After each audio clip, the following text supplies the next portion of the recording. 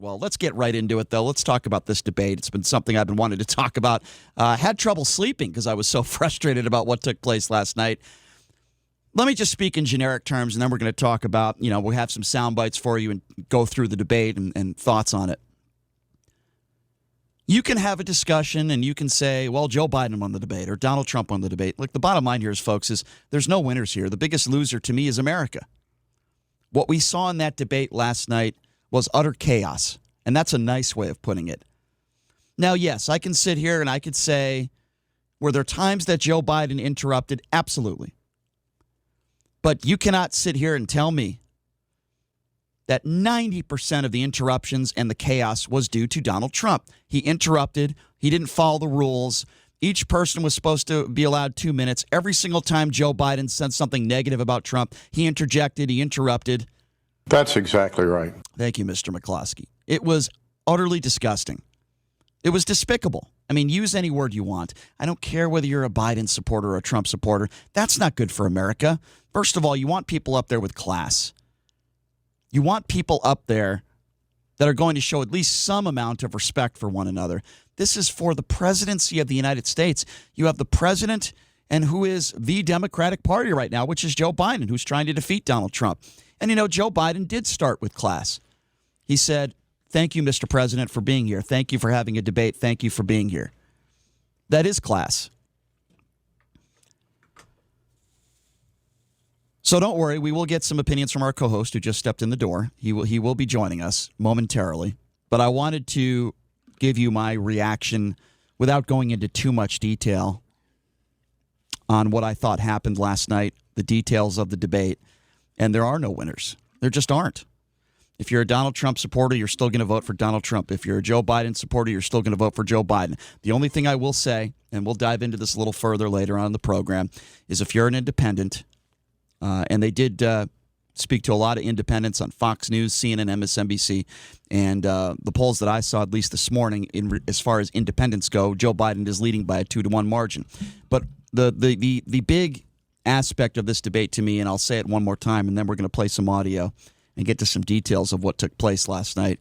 But there are no winners. This was a debate that was, like I said before, complete chaos from start to finish. Constant interruptions, yelling over one another. It's one thing if you're doing a radio show, and I don't even like doing that on a radio show. It's another thing when you're doing a presidential debate and it's just bickering and yelling over one another. I'm not even talking about the substance of the yelling or the arguing. It was just chaos. It was nonsense, and it shouldn't be tolerated. And I'm not going to sit here and say that Wallace did a great job, but I'm also not going to sit here and say it was all his fault, because it wasn't. He probably shouldn't have waited an hour and 14 minutes into the debate to finally address the president and say, Mr. President, each person has 2 minutes. He probably shouldn't have waited that long. But with that being said, let's dive right into it. I want to get right into what, in my personal opinion, is one. There were some important moments in this debate. There weren't just one. But what a lot of people are talking about, and what I mean by a lot is Fox News, CNN, all the major networks are talking about this because it's a very important subject, and I think it was an important moment in the debate. And I could personally say myself, I couldn't believe it. So this is the moment in the debate where Trump asked by Chris Wallace if he would condemn white supremacists and militia groups. So I want you to have a listen to this exchange because I think it's very important. You have repeatedly criticized the vice president for not specifically calling out Antifa and other left-wing extremist groups. But are you willing tonight to condemn white supremacists and militia groups and to say that they need to stand down and not add to the violence in a number of these cities, as we saw in Kenosha and as we've seen in Portland? Sure, are you I'm prepared to specifically do it? Well, I would say almost everything I see is from the left wing, not from the right wing. So what are you saying? I'm willing to do anything. I want to see peace. Then do it, sir. Say it. Do it. Say it. Do you want to call them? What do you want to call them? Give me a name. Give me a white name. supremacists and who would you like me to condemn? White supremacists and right Proud Boys. Stand back and stand by. So that's taking a lot of he's taking a lot of flack for the stand back and stand by comment. Now,